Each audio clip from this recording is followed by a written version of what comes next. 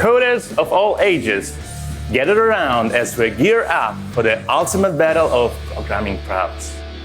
In the blue corner, we have the heavyweight champion, the backbone of enterprise software, the tool that has powered millions of applications. But wait, in the red corner enters F#, the functional maverick, with its mathematical elegance, immutable data structures. It has been making waves and winning hearts. My name is Max Arshinov. Currently, I'm shaping solutions at EPAM Spain, and I love both languages. But F# has never been my primary tool, and I doubt that it'll become one someday. And my name is Vagif Abilov. I work for Norwegian company Miles in Oslo. I'm so old that I even programmed Fortran using punch card in university. And I choose F# because of its expression-based nature, as opposed to statement-based in C# code. Its immutability by default and algebraic data types. Last but not least, features like computation expressions. And I choose C# because of three main factors. First of all, it's a feature-rich and mainstream language. Secondly, it's extremely versatile. And last but not least, I like convincing arguments to replace C# with something else. Okay, so C# and F#, they're both about to battle for your votes today. They're both .NET languages, they're quite pragmatic, and they support multiple platforms. C# has evolved since .NET 1, adopting many functional concepts. And F# remains largely consistent since 2005, but it's fully interoperable with C# and offers similar functionality, including OOP. Let's explore their strengths and weaknesses without bias. Please consider the merits of each language based on our discussion today, rather than on your personal preferences. By the end of the talk, we'll be able to identify the winner based on your votes. Vagif, tell me, if C# wins today, would you consider a shift back to it from F#? I don't think so. I think it's too late for me now. But I'm really thrilled to know the opinion of our audience. Yeah, sure. Let's gauge the audience's preferences. Not for the voting this time, but just to understand how the voting procedure works. So, yeah, you can see the QR code, and I can see that most of you took your mobile phone, so I don't need to explain how QR codes work. So please let us know. Are you a C# person, an F# person, or maybe you're a Java guy, and I don't know why I decided to visit this talk, but who knows? Also, through the competition, you don't need to sort of rescan QR code. You can just stay on this page, and it will present you new questions. So how are we doing now? Okay, as expected. 88% C#. Yeah, that's going to be a tough battle for you. Yeah, but I hope you will be fair judges. Okay. So, but we also have 3% that voted for none. So maybe these are. Yeah, I will fight for their votes. Yeah, so Java people can vote for F# anyway. So, round number one. Hopefully we had enough time to understand how the voting procedure works, and let's begin our first round. And that's about the differences in the type systems of these two languages. So in object-oriented programming, we traditionally model business logic using classes and interfaces. And functional languages, they offer so-called algebraic data types, which consist of product types and sum types. Product types are quite similar in both languages, so these are structures, classes, records. So in this round, we'll be focusing more on sum types, which used to represent mutually exclusive forms of behavior. For simplicity and consistency, we'll be using just a single domain example throughout the entire presentation, and that's the e-commerce solution example. Presumably, most of you folks in this audience are familiar with this domain either as developers or perhaps as customers. So it's quite often for electronic shops to have advanced notification capabilities, and if I was to implement a notification subsystem for an electronic shop, I would create an interface like this, iDomain event, so that I can create individual classes for every individual domain event like order placed, order paid, and order shipped. And this code looks very familiar to me. And if I worked in C# today, I would have probably written this code exactly like this. But after switching to F#, I find it quite lengthy. First of all, you see we need to implement some interface. Also, there are things like method visibility, accessibility of the methods, constructors. So for me today, it's just too verbose. Well, if it's only the syntax that bothers you, I think that I have the solution. So starting from C#9, we can use records, and its syntax is much more concise. And I think that I've just solved your issue with the verbosity of the C# language. I must say that I missed records in C# completely because I switched to F# before they were introduced, and yeah, it's more concise. Still, you have this interface. I wouldn't do it like that because what are events? Events are mutually exclusive things that happen. So in functional languages, we use so-called sum type. We use in F# it's called discriminated union. So you have the group of mutually exclusive behaviors, and just you group them together in discriminated union. Okay, I have a question here. So the open-closed principle, the O principle from Solid states that program entities should be closed for modification but open for extension. But in this example, I can see that the event payload type is effectively closed for both modification and extension. And this looks like a major downside to me. It's a good observation, and I think actually good that you brought it here because yes, sometimes you have to have interfaces, and typically if you publish, like, let's say, open source library which you want people to be able to extend, then interface is a way to go. But how often we do that? Mostly, the whole team controls all aspects of the code. And in that case, I think that the closed types, like discriminated unions, they give you more control and better maintainability. Why? What's the main difference between these two options? I didn't quite get it. Just let me illustrate it with things like exhaustive pattern matching. If you have a discriminated union, then you have the closed number of cases. So you can actually, if you forget to match on one of the cases, you can get compiler warning or even error. So it actually very strict control. Well, I'm afraid I'm not yet convinced. What I'm seeing here is just yet another way of doing kind of the same thing, but you are doing it differently. Maybe you just don't like object-oriented programming anymore, and you just want to implement everything in a functional way. Okay, if I can convince you, let the C# developer community address this issue. So it's a kind of proof that C# developers need that.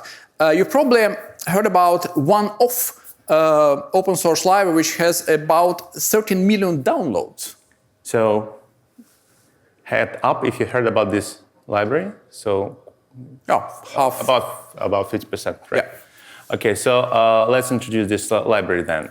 So this domain event variable is an instance of a class that is derived from the one-off class. And the one-off class itself has up to 31 generic parameters that can be filled in with different types so that it is possible to overload the match function. I believe that's the closest emulation possible, at least as of now. Yeah, it's kind of attempt to replace, not to replace, but to give something instead of the discriminated union. It still feels like a hack. To me, it supports maximum 31 case, and in a large system you can have more domain events. Also, it actually internally behind the scenes generates quite a lot of internal code. Well, yeah, it does. And frankly, one-off is more a plaster on a sore rather than a proper implementation.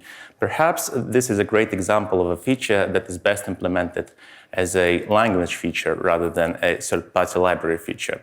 But the good news are that discriminated unions are coming to C#. For how many years has been the good news? They had been originally scheduled for C#10, but then more implementation options appeared and they were delayed. And then C#11, what is now, C#12, or will it be C#20 when it will come?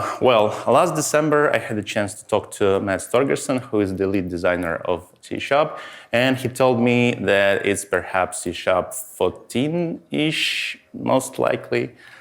But yeah, I know how it sounds, but on the other hand, the introduction of discriminated unions would be a groundbreaking change for the C# type system. So I believe that it's fair enough that the language team needs some more time just to make sure that this feature is implemented correctly. So for me, it's worth waiting. Okay, I agree it will be a game changer once discriminated union makes its way to the language, but then we'll have another vote. And today we are where we are. Yeah, fair enough. So, it's time to vote. Our first round. Does discriminated union enrich the language type system to extent that it is impossible to wait until they're implemented? So if you think it's important enough, vote, then it will give point to F#, otherwise it will give a point to C#. Okay? Yeah. Are we going? Okay. We're going well. Well, it's a tough one. Yeah, okay, not that important.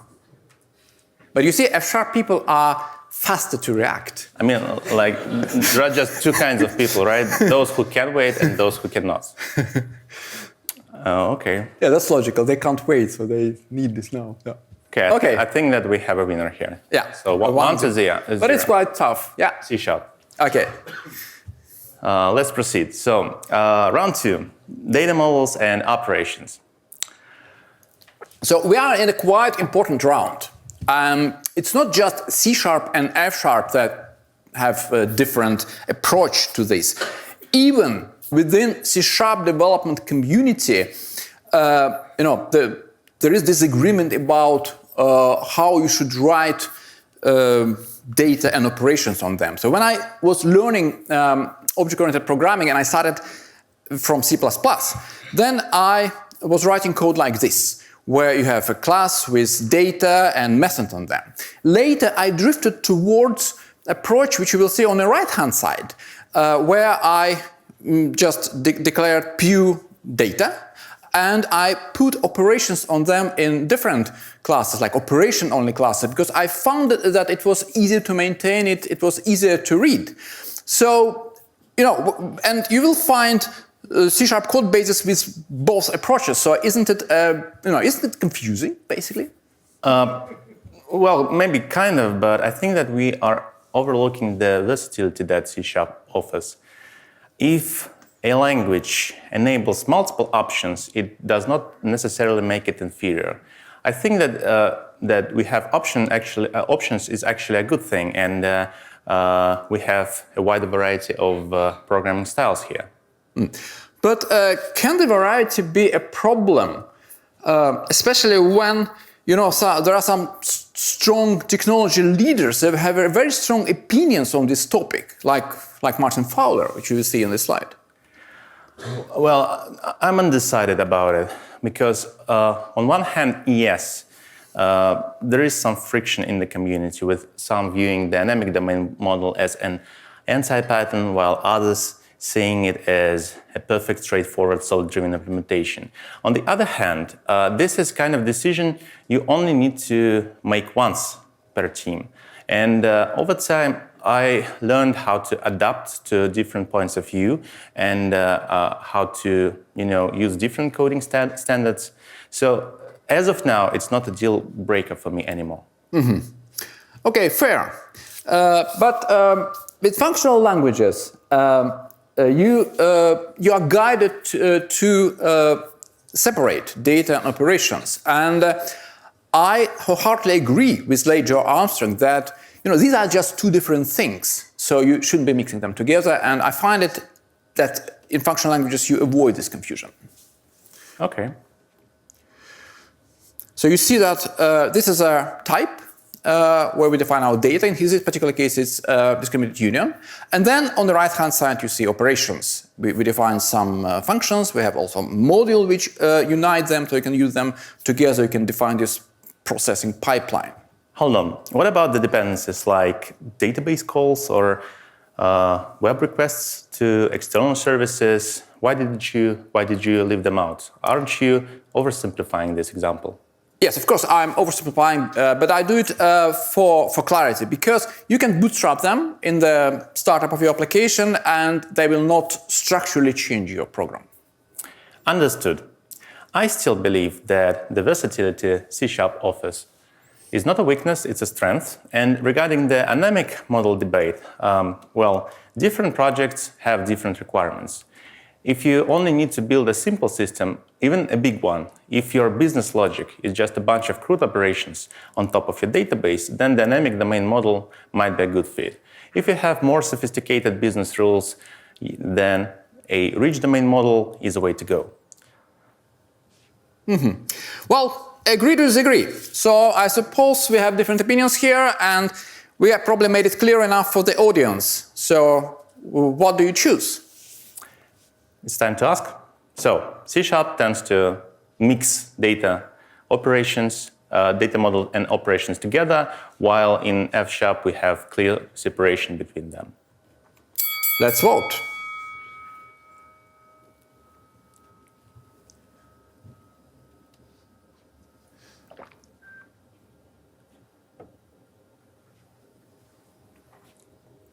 Oh, they're pretty close again.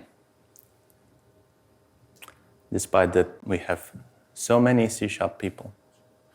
Yeah, well, actually, that's a very good thing. So, Yeah, majority like, C# developers, and they're very open to discussion. So, I'm very glad to see that. It looks like that some people are not quite satisfied with their language. No, maybe satisfied, but they find that this is a bit confusing. Okay, so probably. Yeah, I think that we are even now, right? Oh, 1-1. Okay. 1-1, yeah. Okay, so we're getting wait a little here. bit more. Maybe someone didn't what? No, I think it's done. So round 3, immutability, and I guess before we go into details, let's maybe start on a motivation line. Why do we need to talk about immutability? Why is it important? Yeah, sure. It might not be such an important topic if Moore's law still had been effective. Moore's law, which is more a forecast than a law, strictly speaking, stated that the number of transistors on an integrated circuit would double every year, which is not the case anymore. And the computer industry shifted from scaling the CPU frequency to scaling CPUs themselves. And now we have much more multi-threaded applications.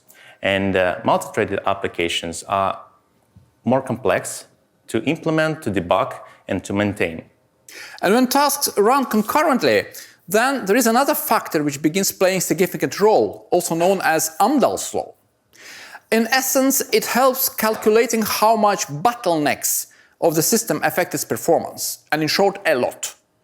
Every lock which you have in your system is a potential performance break. And immutable data, they don't need locks.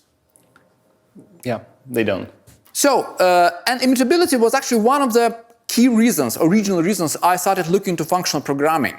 So traditional object-oriented languages, they will always be mutable by default with their data structures. And this is what I try to avoid in F# data structures, because they are immutable unless you explicitly ask for mutability. I never do. So developers just write type definitions in the simplest possible way, like in this example, and they can guarantee that it will be thread safe. They don't need to think about problem related to mutations. Maybe I have one more unpleasant surprise for you. Sorry for that. So records, again, it is possible to define them in C#, and except for some minor syntax differences, they are almost identical to their F# counterparts. Yeah. We can even use the same with operator to use the copy constructor. It looks very familiar to me. But again, you see, you're showing me variety. But I wish that was the only way to define data structures in C#. Well, it's not the only way, and it's more common to see classes in a standard C# code base. Mainly because .NET as an infrastructure is built with the presumption of mutability. So most of the libraries that we use daily, they kind of think that everything is mutable by default. And when we use classes, it is also possible to enforce the immutability, but it's not beautiful anymore, right? We have to think about some additional keywords, property modifiers, and things like that. So yeah, I agree that it's lengthy and it's not that beautiful. So you have records, but you not always can use them yes. on the domain boundaries. Yeah. Well, to be fair, actually, it's similar situation also on F# when it comes to domain boundaries. Like, look at this attribute, CLI mutable. What it does, like, we have a immutable data structure record, which is still immutable while I'm working with it in F# code, but for when accessed from other languages, actually it presents this class, this type as a traditional CLR type with getters and setters. And it's a little hack to make it work with libraries like database access, like Dapper, for example. But I don't think we should judge languages just from the way they work on the domain boundaries. But if we focus on how you use languages to model your domain, then I think the essential part is then in functional languages you have immutability by default, and object-oriented languages will always stay mutable. Well, I'm not quite sure which default choice is better, and I'm going to explain why in a minute. Despite F# offering many immutable by default collections, many F# developers still use dictionaries or immutable dictionaries, mainly because of performance considerations. And in C# we have both the dictionary class and the mutable dictionary class. And we can choose whichever works right under our specific circumstances, in our concrete and specific scenario. That's fair, because we in our code base, which is entirely written in F#, we still use dictionary for the reasons you just mentioned. But I think what's important is not to start with premature optimization of such things. So when you see that you need to optimize particular data structure, then you choose something that works better in that particular scenario. But in most cases, it's I/O and not internal algorithm that is performance breaker. So that's again, I think default choice is very important. It is. Well, I would love to also discuss how immutability affects memory consumption of your application, but that's such a vast topic that we just don't have time to discuss it in detail, and except for mentioning it, let's just go ahead and continue. Yeah. So, by the end of the round, we have the following. C# is mostly mutable by default, and its collections are optimized for performance, and they are arguably more memory efficient. And in F# you have immutable by default data structures, and you can opt for more efficient collections, which come from .NET CLR. Sure. Let's vote.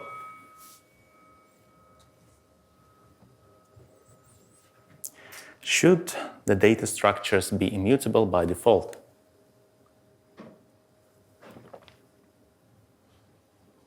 Again, tough one. Yeah, I mean, it reminds me how slow Visual Studio 2015 was when they introduced Roslyn analyzers that under the hood used immutable collections, especially when the ReSharper plugin was installed, because they also created an AST3, and two AST3 were fighting each other within a single 32-bit process.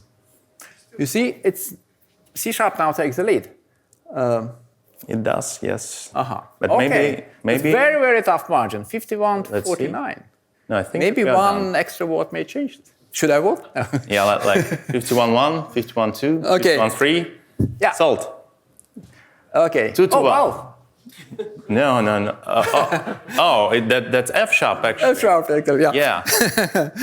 Actually, in the early version of this talk, we didn't have this immutability section. And then when talking to other people who switched to F sharp at some point, they said that one of the key reasons was immutability. So we decided that let it be separate vote. Okay, so it's 2-1, F sharp leads. Okay, but there are tougher rounds ahead. Yeah, okay. So round number 4, polymorphism versus pattern matching.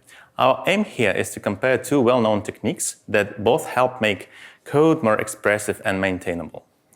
Polymorphism is a cornerstone of object-oriented programming. So quite often, if I need to create a hierarchy of classes, I start with a single interface, like this one, iPayment.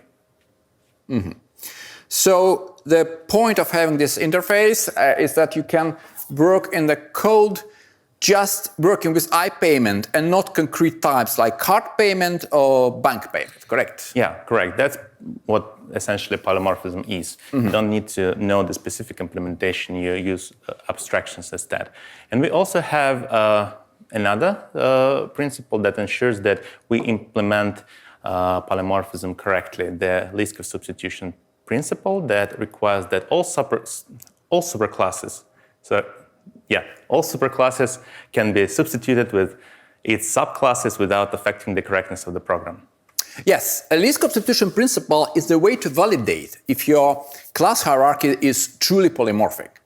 And I believe that this principle, actually on my side in this competition, because real world makes developers violate it all the time. What I've seen numerous times in software development project based in OP is that the implementation is patched with runtime type checks to be an excessive effort. Like, let's say we introduced a new type of payment, cash payment, where you can pay on the delivery. So payment doesn't need to be completed when you make an order. So what developers will often do, they will just patch the implementation and then they will check, okay, so we can ship the order if its state is completed or payment is cash payment, and then, Liskov is violated. I'm not buying it. This is a synthetic example which you meticulously crafted just to support your point of view. You could have extended the original interface, you could have introduced another interface, but you decided to do the upcasting. And that's a new business rule, right? And when we have business rules, we have we do review our code, right? It's called refactoring. Yeah, but I find the whole process is quite tedious, with unnecessary number of abstractions introduced. Every time we break Liskov, we introduce a new abstraction, new interface, and also it affects all dependent classes, even they are not directly involved in this design change. What exactly do you mean by that? Enter F sharp. At first glance, this code may look similar to what we just defined in C sharp. But note the difference. Concrete types stay unchanged, no matter how you categorize them. So we don't have interfaces here. We first define our concrete types, and then we have discriminated union, a subtype, which can group them together. And then grouping comes later. And then no matter how we group them, the class stay unchanged, unlike in C sharp, where every interface change actually make a formal change to the class. But hold on, if individual payment options don't share any common interface, how do you get access to their shared field? Well, in function programming, it's typically you use pattern matching. So, like in this scenario, this is code written in F sharp. So, if you need to write similar code in F sharp, you pattern match and you do certain different behavior based on for cash payment. But again, what about LSP here? Didn't you just violate it by introducing this if-else branching in your business logic? No, I don't, because I don't pretend these types to be polymorphic. So there is no polymorphism, there is no interface, so there is no violation of least substitution principle. Functional programming also supports polymorphism in other areas, but no, not here. Real world not so often truly polymorphic, so let's just face it.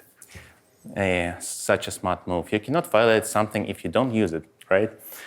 Okay, I see that that's an option. It's obviously different, but I don't see how it is better. Once again, it's not object-oriented, it's functional, but what's the point? Okay, so you tell me that I sort of manually crafted a type to illustrate my point. Yes. Let me then show a type that everyone is familiar with, and that is one of the oldest .NET classes. It's a class stream. You have the abstract class, and it's so much polymorphism going on here. Everything is abstract and virtual. But by looking at these properties, I can read, can seek, can time out, can write, you may start suspecting that things actually are not going very smooth here. And actually they're not, because every essential method can throw exception. So you see, we made a class, we declared it's polymorphic, but in real implementation, we just violated sort of by throwing exceptions from every method. So this is actually what can be bad about bringing polymorphism to the types that actually not truly polymorphic. Yeah, now I see your point, and that's true, I agree. And unfortunately, that's not the only example of LSP violation in .NET Standard Library. iQueryable and Link as a whole is another great example. But in defense of C# and the .NET platform, I can tell that this class is as old as .NET itself. And I think that if it had been possible to recreate it from scratch now, it would be implemented differently. Yeah, perhaps.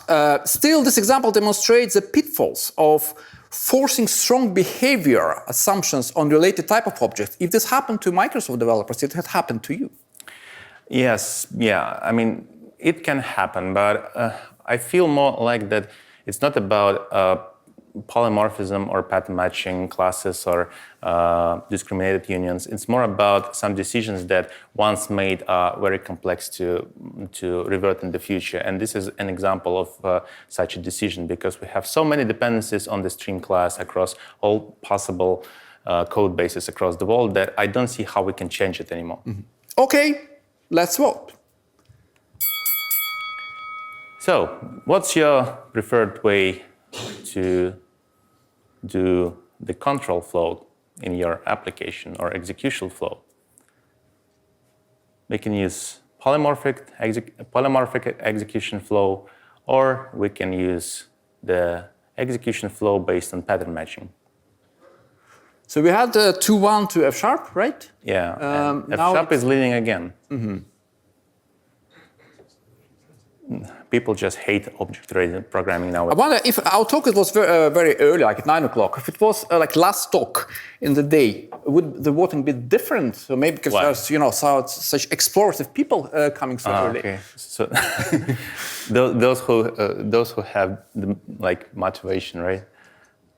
So it's 50. The most motivated. We have the most motivated audience. So it's 56 to 44.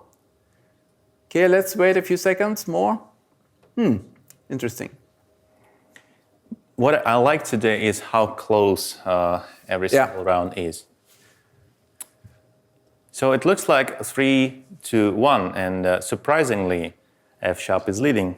But we still have 3 rounds to go. So anything can change, anything can happen. Yeah. So at the end of the last round, we saw some exceptions thrown from the stream class. So I believe it's about time to have a closer look at error handling in both languages. Oh yeah. Throwing exception is the standard way of dealing with errors in C#. Actually, it's even a best practice recommended by Microsoft. Yes, and Scott Vlashan, who actually will be speaking at this conference, had a brilliant talk called Railway-Oriented Programming. Anyone has seen this talk?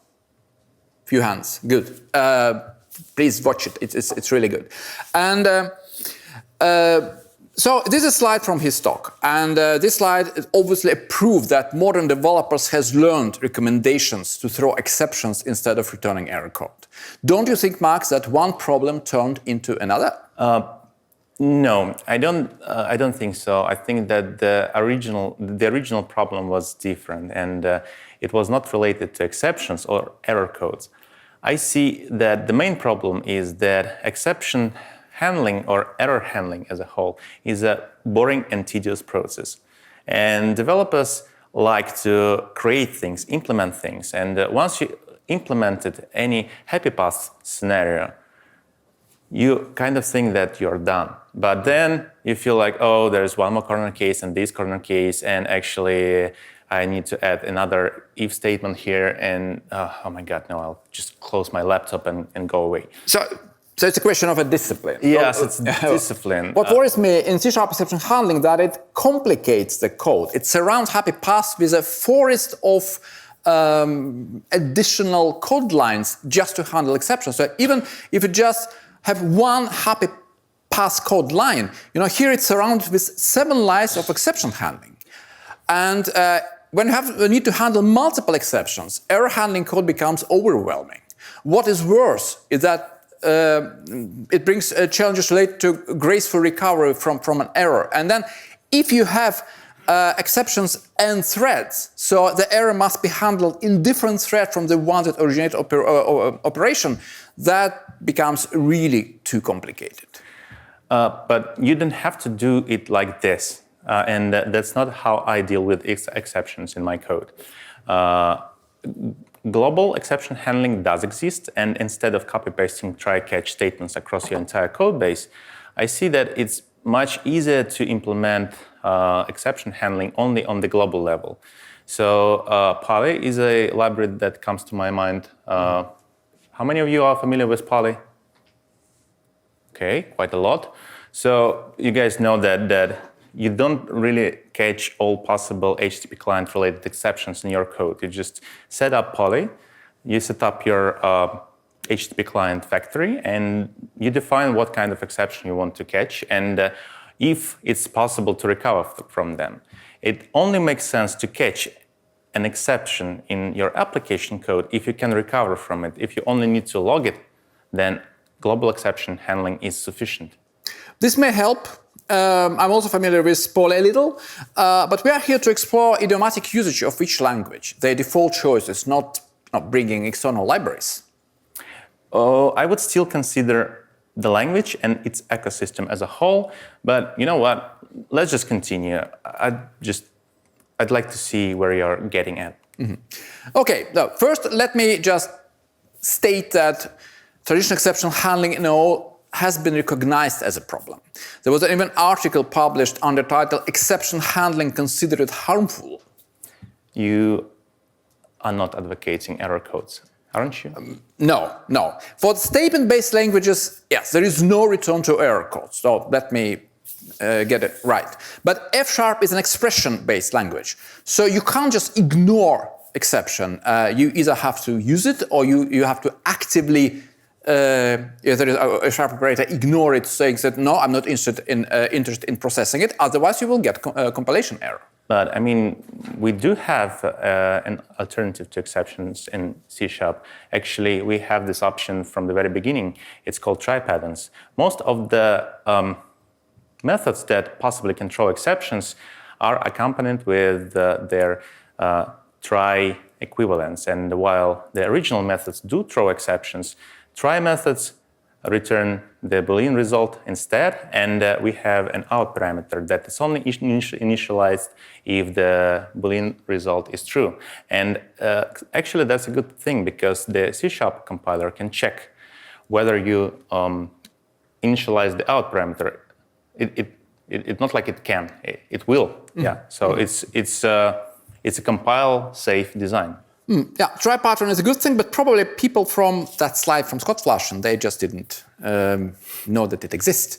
So in function programming, and in particular in F#, then we have a result type, which is sum type, which is discriminated union, that consists of OK of some value and error of another value. So this is how you control your execution flow.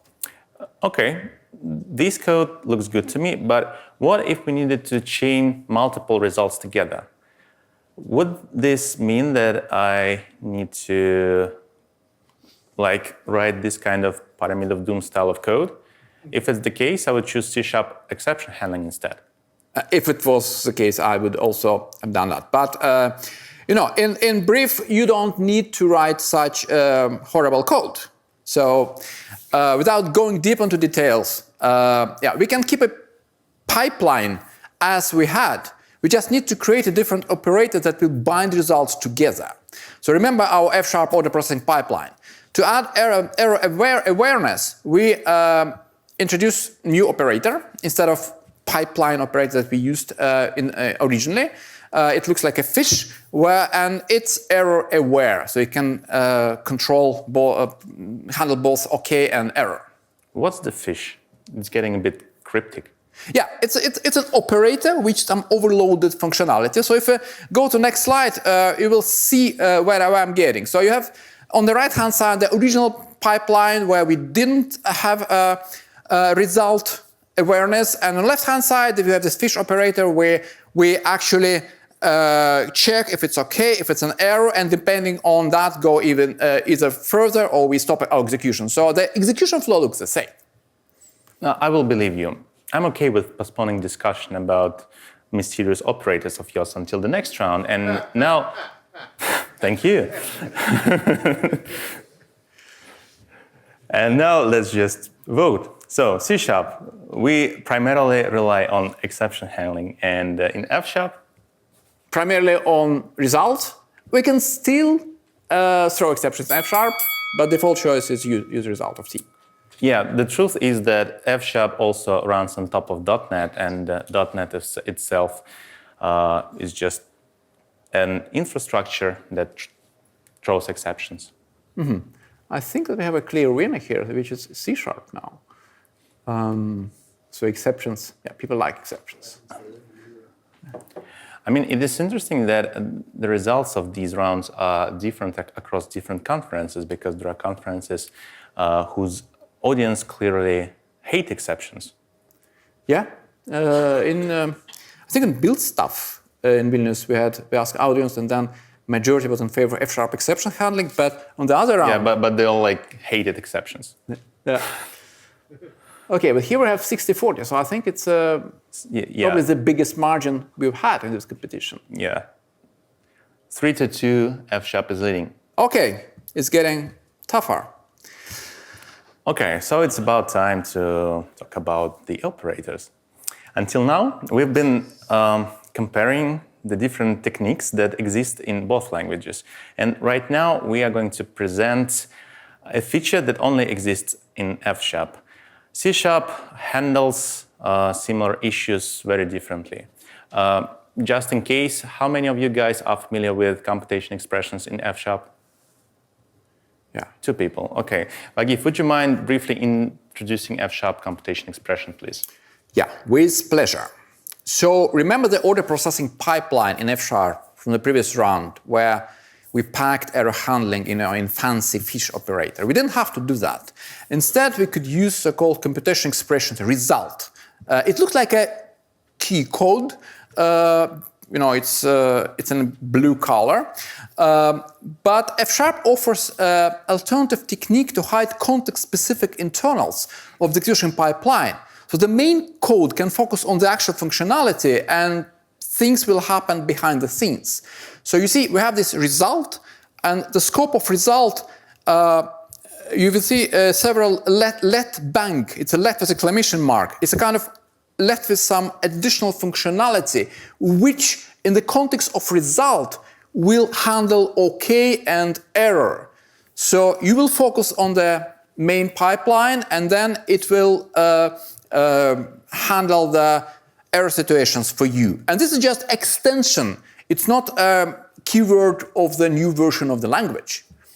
So in other words, let bank in is a shorthand for the bind function from the previous round. And the bind function itself is kind of function that is capable of overcharging other functions that only can work with regular arguments, in a way that now these new functions can work with elevated arguments, such as results, for example, or tasks. And tasks are known as asyncs in F#.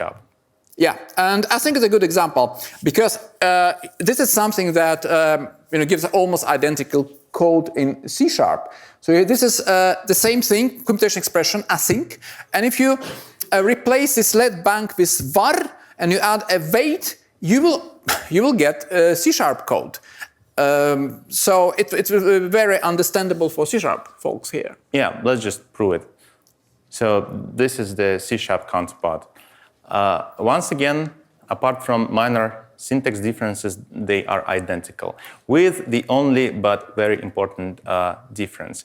Async and await are keywords in C#, unlike in F#. Yeah, so async and await, they were added, as far as I remember, in C#4, and in F#, it's all just a part of computation expressions which any developer can write. Like here we have computation expressions for query, and also we have a lot of other computation expressions which you can see on the next slide. So you see sec, task, async. In our project we use a lot of actor computation expressions. So you empower your language with these extensions. They will look like keywords, but you don't need to upgrade the language, and you just use the power of them. I don't want to downplay the role of F# computation expression, but the truth is that a computation expression is a fancy name for, you know what? For a monad comprehension. And we all know that monads are evil and monads are not beginner-friendly. And for a mainstream language, which C# is, I believe that it should be a monad-free zone. Well, you said the word monad, I didn't, because you said bind. But in order to use computation expressions, you don't need to go into details. You just use libraries written for you. If you want, you can learn it. You can write your own computation expression. But my point is that it really lets your language to be extended. Well, and my point is that sometimes some features might be way too powerful, like multiple inheritance in C++. So computation expression, I think, is a similar example. And C# choose another approach. We have keywords and we cannot kind of change them, that's true, but I'm quite happy with the subset of keywords that we have. And 99% of the time, async, await, link, and things like yield, I'm just happy with them and I don't feel like I need anything else.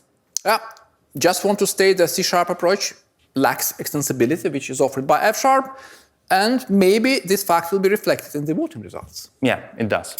So let's see. Do computation expressions provide powerful language extension possibilities? Or are they too dangerous? Do we need such a powerful techniques? I think this that's a clear winner across all the countries. I think it's the third or fourth time we're running this voting, and that all the time make people mean. Again, I guess you're scaring people with the word monad. Yeah, I believe it's kind of a sucker punch from my side. You're playing a trick. So it's 74, 73. Okay. Well, but then it's 3-3. Yes, it's okay. Well, final round, communities. Yeah, and that's gonna be a tough one.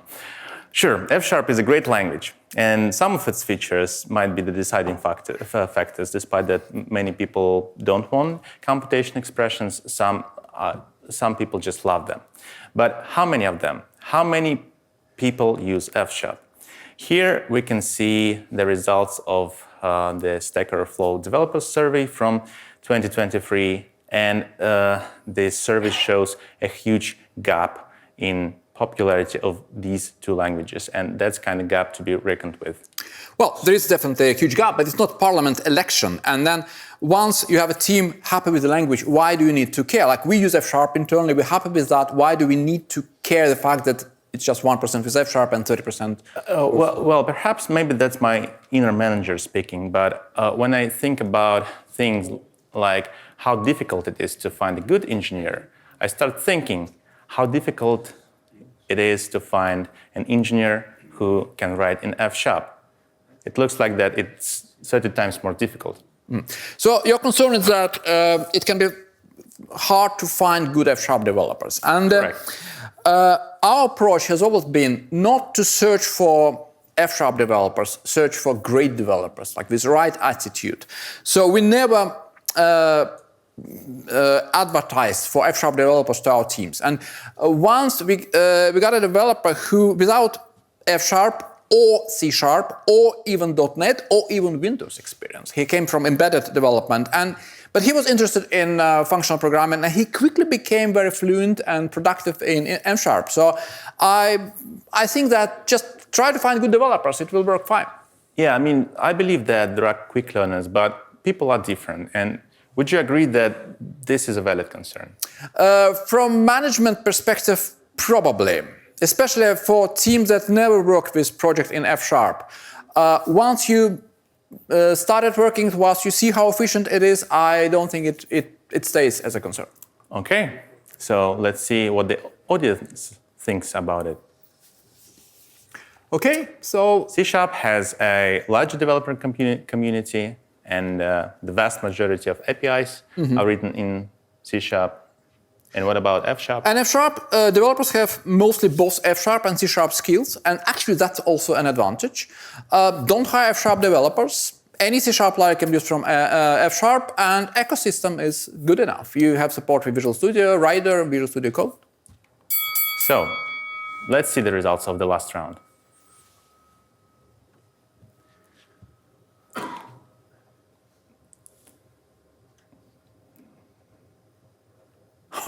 So it's just jumping around, yeah. sides. A very tough one.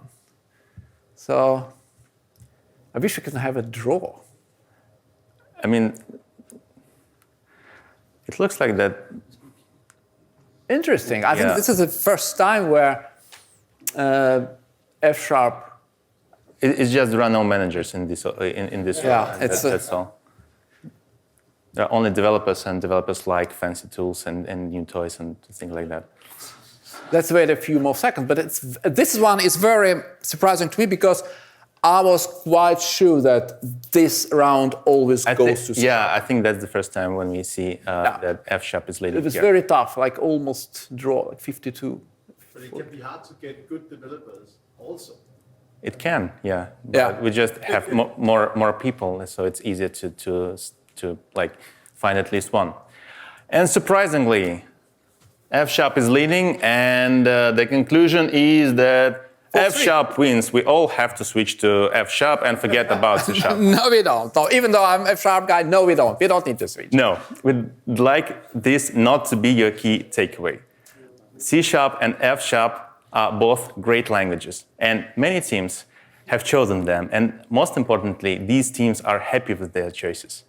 And we spent quite a lot of time preparing material for this talk, because the longer we worked, the more we understood that it's quite subjective to find this question. And then I think your voting also proves that it's really tough ones.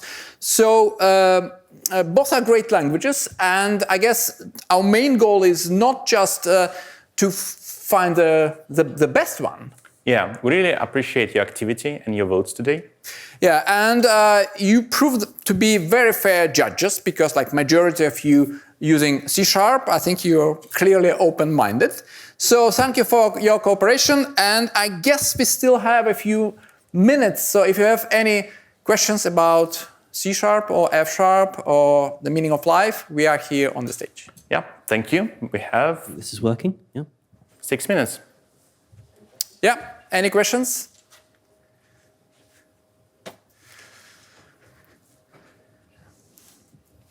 Other than the syntax differences you've just mentioned, is there anything? Is there a use case where functional programming just is a clear winner? Like, is there a use case where obviously, if you're building a website, I would lean towards C# because that's what I'm familiar with. Is there some equivalent in functional programming where that's just obviously the choice? I think that's a question to you. Mm-hmm. It used to be like if we traverse back in time, like 10 years ago, people would say, "Oh, F#, it's probably like for mathematics or some banking system." Some people would say, "No, actually, you can write any system in F#." Where I think it's a clear winner when you when you want to design your system as a set of functional transformations. So I think the immutability actually a really important point here. So we see this execution pipeline where you sort of system goes through transformations without side effects. So I think it really gives you a great advantage because you're guaranteed by the nature of the language then there are nothing happening on the side which you don't observe, you don't have control over. So I think that it helped a lot to us to build like tighter system. Also, very often what we experience when we change design of our model, we have some compilation errors, and then once the program compiles, it works. So I think that stronger type check, things like discriminated union or exhaustive pattern matching, for example. So the models are tighter basically, and so it's harder sort of to fail them once you make them compile. So when it comes to like web services, database access, I don't think F# gives you any advantages, and maybe you can even have more advantages from C# because of the it has longer history and adoption to these parts of. I think it's worth mentioning that you use F# for data streaming, and it was one of the main reasons why you decided to use F# because you needed to stream a lot of data concurrently. And as far as I remember, you told me that that was one of the reasons you decided to use F#. Yeah, we decided to go for F# when we actually had to rewrite or extend the system, which was highly concurrent with a lot of threads. And we understood that it's really hard to write a new version of it. So it's better to rewrite it in functional language, so which will be immutable. And we actually wrote it in combination with the actor model, which I think provides very good match, like functional programming and the actor model. And I can add that different kind of DSLs is the case when I would rather go with F# or Kotlin perhaps, because Kotlin has like fantastic support of DSLs. And Kotlin is kind of in the middle between C# and F# in terms of its being either object-oriented or a functional language. So DSLs, clearly F# is better, mainly because of the computation expression support. And discriminated unions, actually. Yeah, that's a good point. So when you read the domain model written F#, this sum-type discriminated union, they give you much better readability than if you had multiple interfaces scattered around. Yeah, some people would argue that domain-driven design is a good candidate for F# as well, mainly because of the readability that F# offers. I think it's a good idea, but at the same time, yes, of course, being able to show your code to a non-technical person or new developer, is a great thing. But on the other hand, there are way too many libraries that rely on mutable data structures, and when you try to kind of squeeze F# default assumptions and or merge the F# default assumptions with what the infrastructure allows, sometimes it's just ugly. Yeah, when you start interoperating, it may not look as good as if you're just working with clean F#. So, more questions? We have a couple of minutes.